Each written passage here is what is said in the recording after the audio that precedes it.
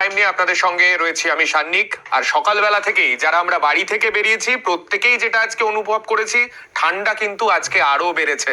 শেষ কদিন ধরে আবহাওয়া যত আমরা দেখেছি আস্তে আস্তে ঠান্ডাটা বাড়ছে, কিন্তু মরশুমের শীতলতম দিন তা প্রত্যেক দিন কিন্তু নিজের রেকর্ড নিজেই ভাঙছে। আরো কমলো তাপমাত্রা। আজ কলকাতার শীতলতম দিন, কলকাতায় পারদ নামলো 11-র ঘরে। কলকাতায় সর্বনিম্ন তাপমাত্রা 11.8 ডিগ্রি সেলসিয়াস। আগামীকাল রাজ্য জুড়ে বৃষ্টির সম্ভাবনা রয়েছে। আমাদের প্রতিনিধি ওঙ্কার আমাদের সঙ্গে রয়েছেন। ওঙ্কার, আলিপুর আবহাওয়া দপ্তরের তরফে কি জানানো হচ্ছে?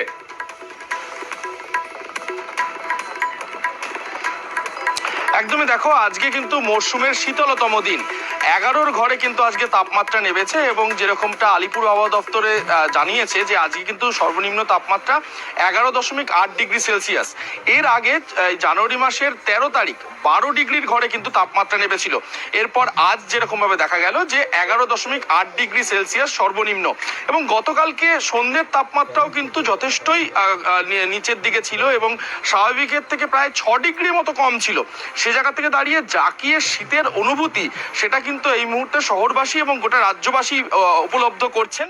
এবং আগামী কাল থেকে উপকূলবর্তী জেলাগুলি যেগুলি রয়েছে দক্ষিণবঙ্গের, সেখানে কিন্তু হালকা থেকে মাঝারি ধরনের বৃষ্টিপাত হতে পারে, এমনটাই আলিপুর আবহাওয়া দপ্তরের তরফ থেকে জানানো হচ্ছে।